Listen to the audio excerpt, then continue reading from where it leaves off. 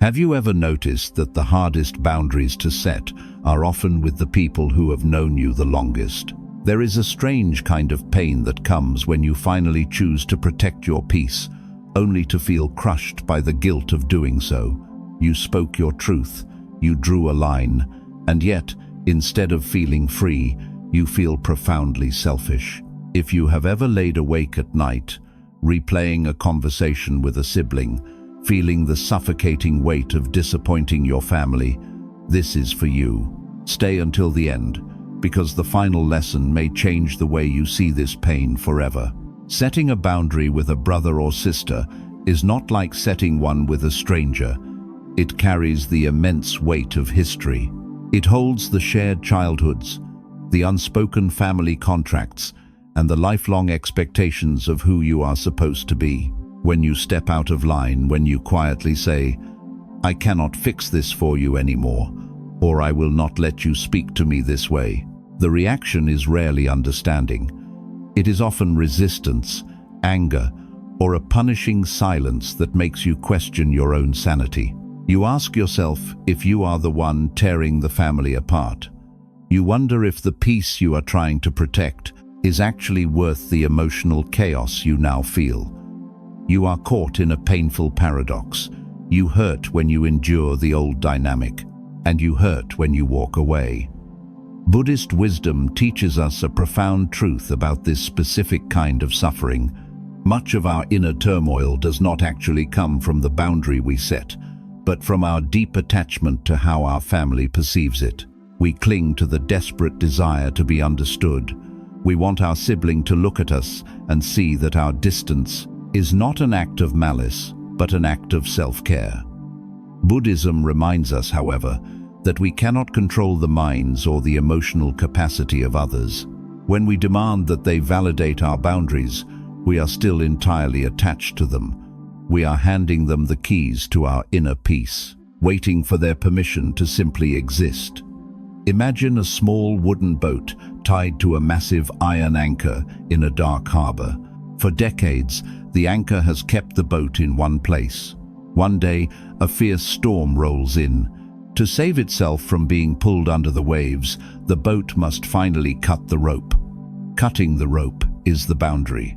But the guilt you are feeling right now, that guilt is the illusion that you still owe the anchor your weight.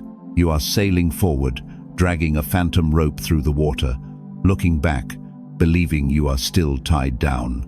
In your family dynamic, you were assigned a role long before you knew how to choose one. Maybe you were the caretaker, the peacekeeper, or the one who always absorbed the emotional overflow. When you cut that rope, your sibling feels the sudden loss of tension. They panic.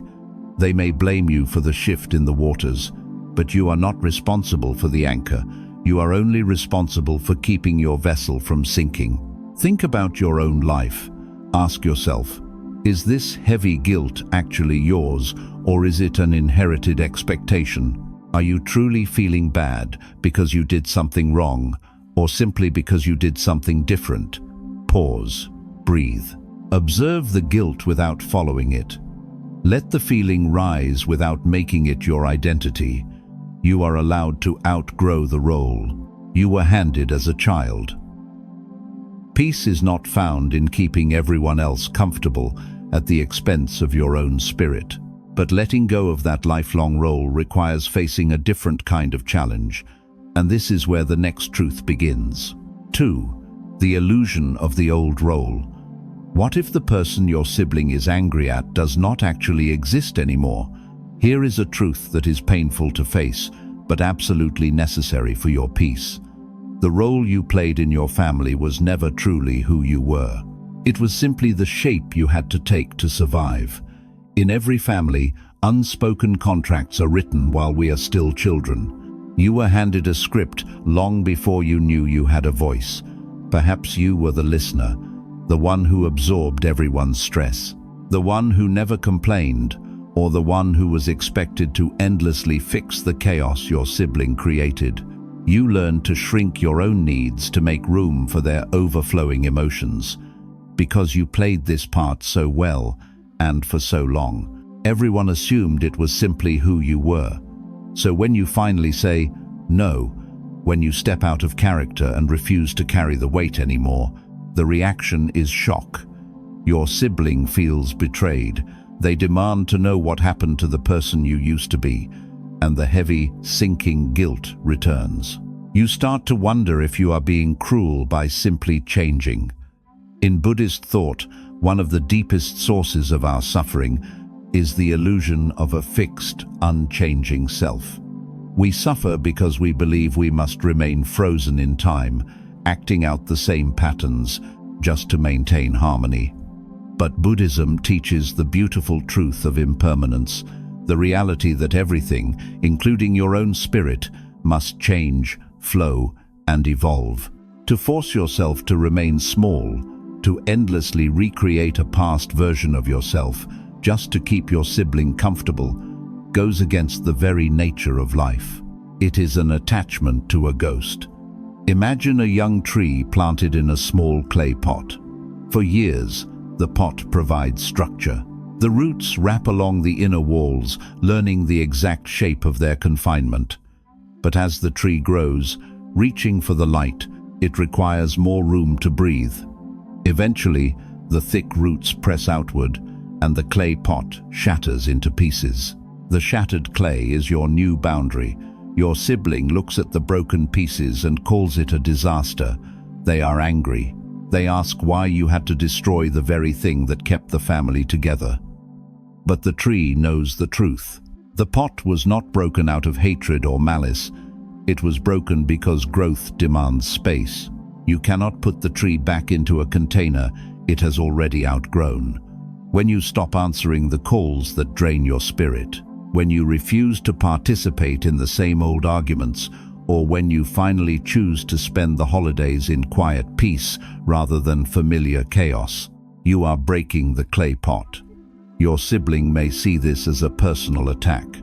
They may accuse you of turning your back on them, but you are not attacking them. You are simply expanding into the space your life requires. Ask yourself, are you apologizing for growing? What are you afraid will happen if you accept that you no longer fit into that old, cramped space? Is the guilt you feel a sign that you did something wrong, or is it just the sound of the clay breaking? Stop. Breathe. Let that sink in. The next time you feel the guilt rising, do not try to fight it. Observe it gently. Remind yourself, I am not abandoning my family. I am simply allowing myself to evolve. Let the old role fall away without making a sound. You do not have to apologize for no longer fitting into a space that was slowly suffocating you. But shedding this old role brings a heavy realization about the silence that now sits between you and your sibling. Because beneath every reaction, there is a quiet, heavy burden of expectations that was never spoken out loud. 3. The weight of unspoken expectations. What if the heaviest burden you are carrying was never yours to hold? Here is a painful reality about family dynamics. Sibling relationships are often built on invisible ledgers. There is an unspoken contract, drafted in childhood, that dictates who is responsible for the happiness of the family. You are made to believe that because you share blood, you must endlessly share the exact same tolerance for dysfunction. When you pull back, the silence between you is not empty. It is loud with these unspoken demands. You begin to feel a deep, agonizing guilt. But if you look closely, you will see that you are not feeling guilty for what you did. You are feeling guilty for what you finally stopped doing. You stopped absorbing their emotional chaos. You stopped softening the consequences of their actions. Buddhist wisdom teaches us that suffering arises when we grasp at things that do not belong to us. We mistakenly believe that we can save others from their own karma, from the natural consequences of their own choices. We carry their anger, their resentment, and their sadness, thinking that our sacrifice is a form of love. But Buddhism reminds us of the profound practice of non-attachment. Non-attachment does not mean you stop loving your sibling. It simply means you finally recognize where your life ends and theirs begins. Carrying another person's pain does not heal them, it only breaks you. Imagine two people walking up a steep, winding mountain path. For years, without asking, your companion has been quietly slipping their own heavy stones into your backpack. Because you are strong, and because you care, you carried the extra weight. You adjusted your posture. You endured the aching shoulders. But one day, exhausted and unable to climb further, you stop. You take off the bag, remove their stones, and gently set them down on the earth. You do not throw the stones at them. You do not shout in anger. You simply refuse to carry them any further. Your sibling suddenly feels the weight of their own stones for the very first time. They panic. They accuse you of being unsupportive, cold, and cruel. They demand that you pick the rocks back up, and the lingering guilt inside you screams that you should. This is exactly what happens in daily life when you stop managing their moods. When you step back from the constant complaining, the endless crises, or the expectation that you will always be the one to fix what is broken. They are forced to carry their own emotional weight, and they blame you for the effort it takes. Think about your own life. Ask yourself, what heavy stones have you been carrying that never belonged to you? Are you truly guilty of doing something wrong, or are you just feeling the terrifying lightness of an empty backpack? Is the guilt telling you the truth, or is it just the echo of an old expectation? Pause, breathe, observe the invisible weight you have been holding. Do your part, then release the outcome. You are not required to break your own back to make someone else's journey easier. You do not have to carry what is not yours. But refusing to pick up those stones takes a profound kind of bravery, because leaving the weight behind means you must eventually accept how they choose to see you. And this is where the next truth begins. 4. The courage to disappoint. What if the price of inner peace is accepting that you will be the villain in someone else's story? Here is the truth few people want to face. You cannot protect your spirit and please everyone at the same time. When you set a boundary with a sibling, there is often a desperate, lingering need to explain yourself. You want them to understand that you are not being cruel. You want your parents, or the rest of the extended family, to know the real reason why you stepped back. When your sibling misinterprets your actions, painting you as selfish, cold, or abandoning the family, the instinct is to fight back. You want to correct the narrative. The profound guilt you feel in the silence is actually a deep, terrifying fear of being misunderstood by the very people who share your blood. Buddhist wisdom teaches that our suffering multiplies when we attach our inner peace to the opinions of others. This desire to be seen correctly is simply the ego crying out for validation.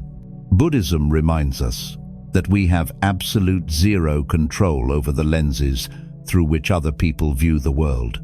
Your sibling's perception of you is filtered through their own unresolved pain, their own limitations, and their own attachments to the past. If you require them to see you clearly in order for you to feel at peace, you are still entirely bound to them. You are still asking them for permission to be free. Imagine a deep, still mountain lake. When the sky is clear, the water reflects the brilliant blue. But when a violent storm rolls in, dark, heavy clouds cast angry, turbulent shadows across the surface. The storm might look down at the lake and say, "Look how dark and furious you are." But the lake does not argue. It does not try to explain that it is only water. It does not rise up to fight the clouds. It simply allows the storm to cast its shadow, knowing that its true nature, deep, calm, and clear, remains entirely untouched by the weather passing above it. This is exactly what happens when your sibling complains about you to your parents, when they send passive-aggressive messages, or when they leave you out of family events as a punishment for your boundary. You sit in your home, imagining the conversations they are having about you. You feel an agonizing pressure to reach out, to apologize, to smooth things over, just to relieve the suffocating tension. You want to fight the storm, Think about your own life. Ask yourself, what are you actually trying to control right now? Are you trying to protect your boundary, or are you trying to control their reaction to it? What are you afraid will happen if you simply let them be wrong about you? Pause. Breathe. Let them have their version of the story. You do not need to attend every argument you are invited to. Observe their anger without absorbing it into your own body. You are allowed to disappoint people. You are allowed to let them misunderstand you, if understanding you means you have to betray yourself. But accepting their disappointment leads to an even deeper question about what family love actually means. And this is where the next truth begins. 5. Love without clinging. What if true love does not require you to hold on so tightly? Here is a truth that goes against everything we are taught about family. We are told from a young age that blood is thicker than water. We are made to believe that loving a sibling means you must be deeply entangled in their life forever. We confuse love with gripping tightly. We think that if we do not fix their mistakes, endure their harsh words, or stand beside them in their self-made chaos, we have somehow failed as a brother or a sister. When you pull away, the guilt tries to convince you that your boundary is an act of hatred. It whispers that you have stopped caring. But Buddhist wisdom teaches us a very different definition of love. In Buddhist thought, true love, often called loving kindness, is entirely separate from attachment. Attachment is the desperate need to hold on, to control, and to force a relationship to look a certain way so that you feel secure. Love, on the other hand, is simply wishing another being well. Buddhism reminds us that you can possess boundless love for someone without needing to be consumed by them. You can love them and still realize that standing too close to them is destroying your peace. Imagine two trees planted side by side in a dense forest. As saplings, they grew together, their delicate branches brushing against one another in the wind. But as they grew older, they grew too close. Their roots began to fight for the exact same water. Their heavy branches tangled, blocking the sunlight from reaching either of them. To survive, to truly thrive, one of the trees must lean away. It must find its own light.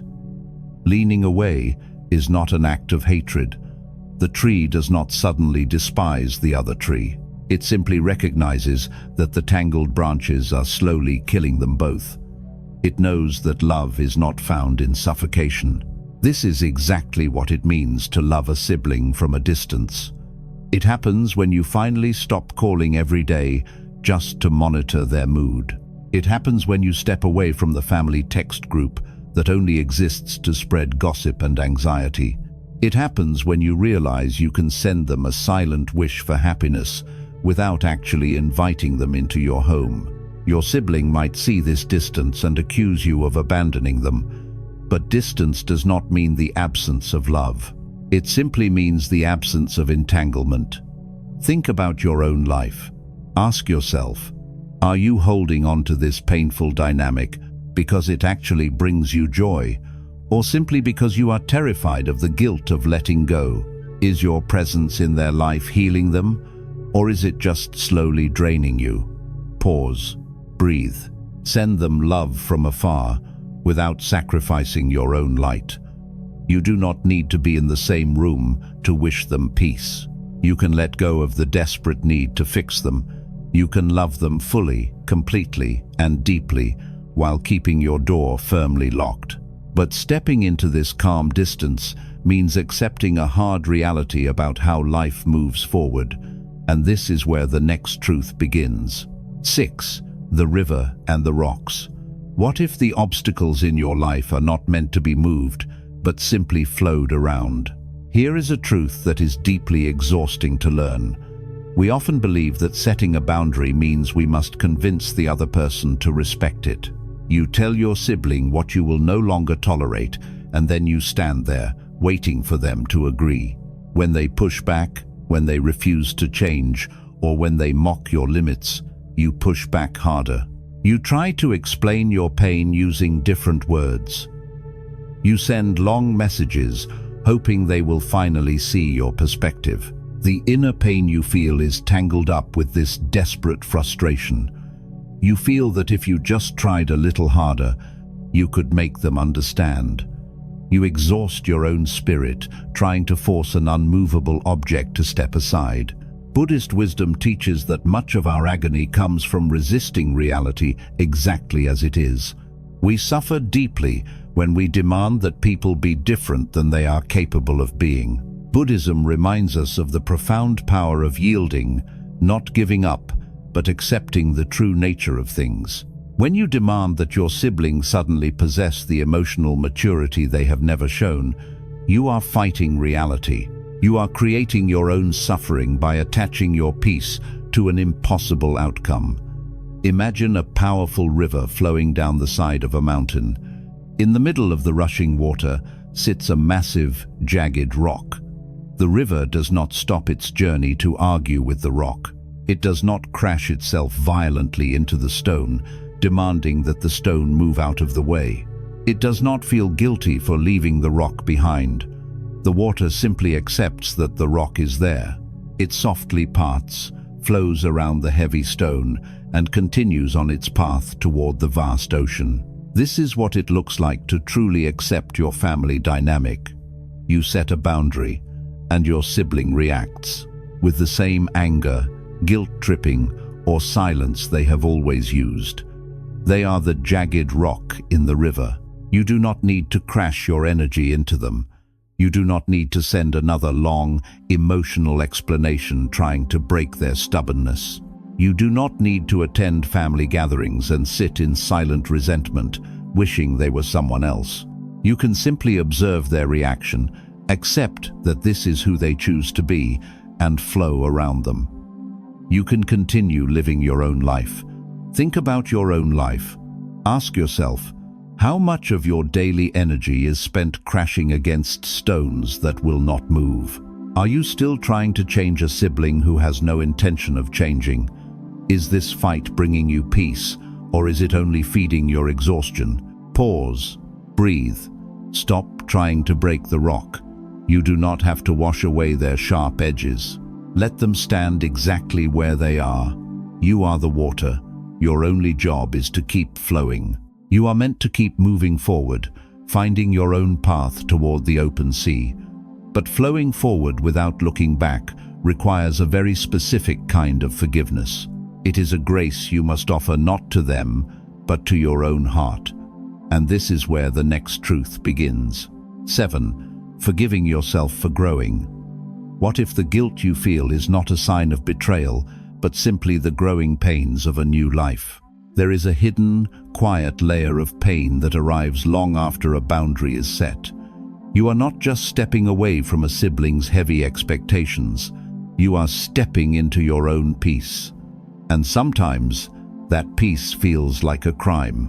When you start to heal, when your own home becomes quiet, when you find a joy that your family never knew, a strange kind of sorrow sets in. You feel like a traitor for outgrowing the shared misery. You wonder if you are truly allowed to be happy, stable, and calm, while your brother or sister remains deeply trapped in their own familiar chaos. Buddhist wisdom teaches us the profound importance of self-compassion. Often, we are conditioned to extend endless grace to everyone but ourselves. We mistakenly believe that by suffering alongside our family, we are showing loyalty.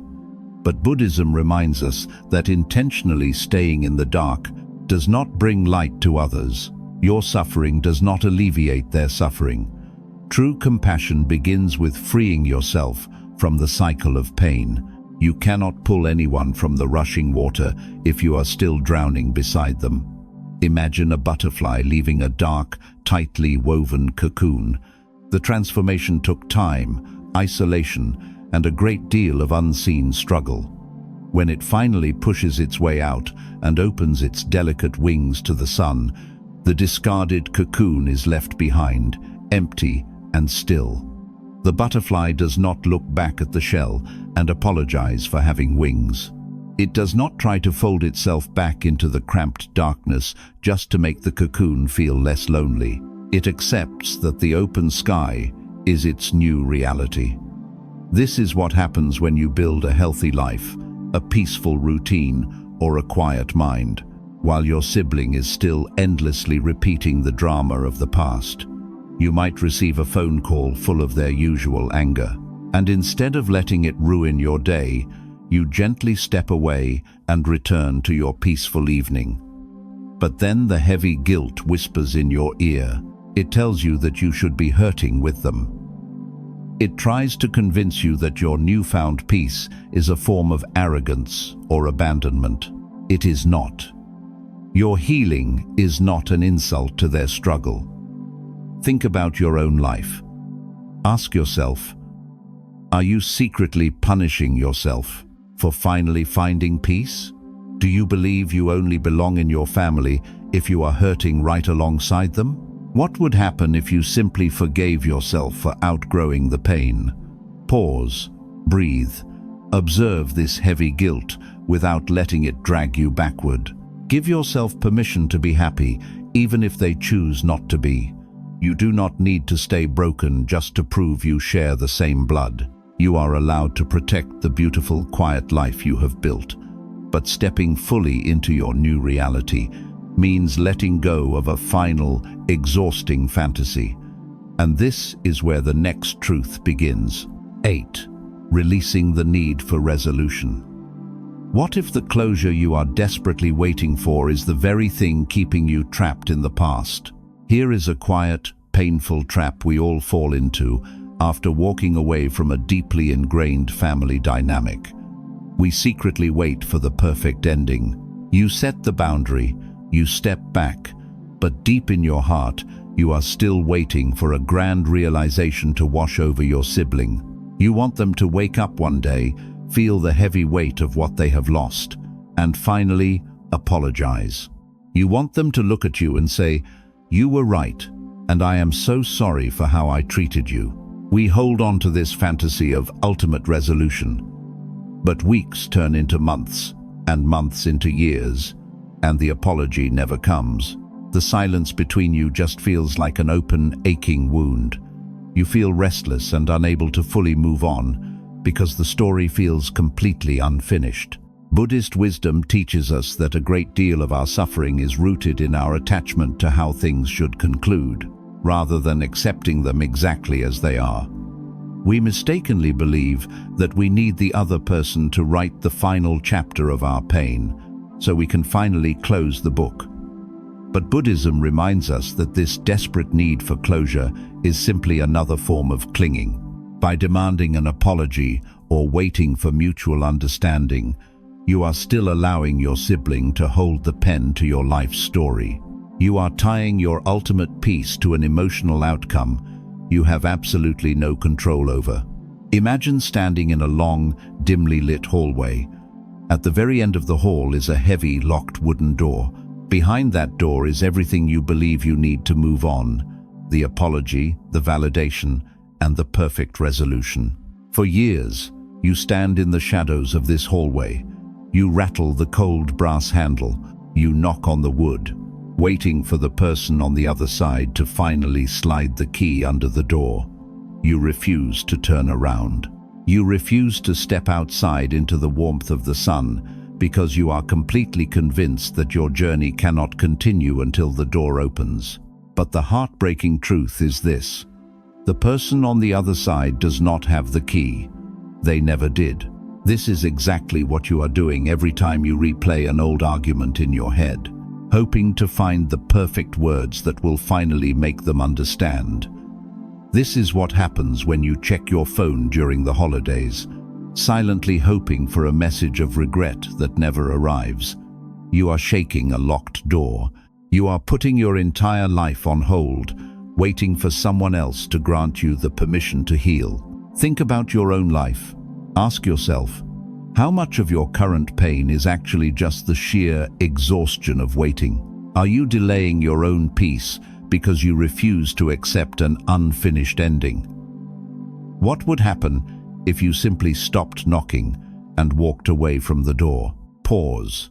Breathe. You do not need their apology to heal. Stop trying to force the door open. Let the story remain unfinished in their eyes, knowing it is already resolved in yours. You are the only one who can give yourself closure. But turning away from that door and stepping into the open air brings one final, beautiful realization about the space you have created. And this is where the final truth begins. 9. The freedom of empty hands. In the beginning, we talked about the heavy anchor of family guilt. You felt the agonizing pain of cutting the rope, the unbearable pressure of stepping out of the role you were assigned as a child, and the terrifying silence that followed your boundary. You felt like a traitor for simply wanting a life that did not hurt. But as you have walked through these truths, a quiet shift has begun to take place. You are starting to see that the guilt you have been carrying was never actually a measure of your love. It was just a measure of your conditioning. You do not have to be the clay pot that stifles the growing tree. You do not have to carry the heavy stones of their unhealed pain or crash yourself relentlessly against the unmovable rocks in the river. You have learned that true peace is not found in controlling how your sibling sees you, but in gently accepting that they may never see you clearly at all. This is the beautiful, quiet summit of your journey. In Buddhist thought, the ultimate goal of non-attachment is not to become cold, distant, or unfeeling. It is to arrive at a state of profound inner freedom. It is the realization that you can exist in this world without needing anyone else to validate your worth. You can love your family, honor your shared past, and still refuse to participate in the dynamics that drain your soul. Imagine standing on the edge of a vast, quiet ocean at dawn. For your entire life, your hands were clenched tightly into fists, gripping the heavy, rusted chains of your old family roles. Your hands bled, your arms ached, and your spirit grew exhausted.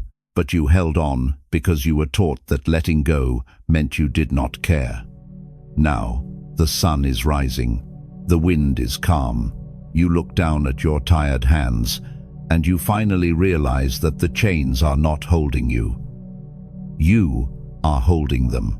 Slowly, you open your fingers. The heavy chains fall silently into the soft sand. You do not hate the chains, and you do not hate the family who handed them to you. You simply let them go. The cool water washes over your feet. The sky is bright, vast, and entirely open. Your hands are finally empty, but for the first time in your life, your spirit is completely full. Think about your own life right now. You have survived the overwhelming guilt. You have endured the painful silence. You have weathered the storm of their disappointment, and yet you are still here. Your peace is no longer tied to their approval. You have stepped out of the shadow of your family's expectations and into the light of your own self-respect. You are no longer the caretaker of their chaos. You are the guardian of your own peace. You can love them from a distance. You can wish them well without ever sacrificing your own light again. Trust this quiet space you have created. Trust the deep, still water within you. If these lessons touched your heart, share this video with someone who may need a little more peace today. You can let go now.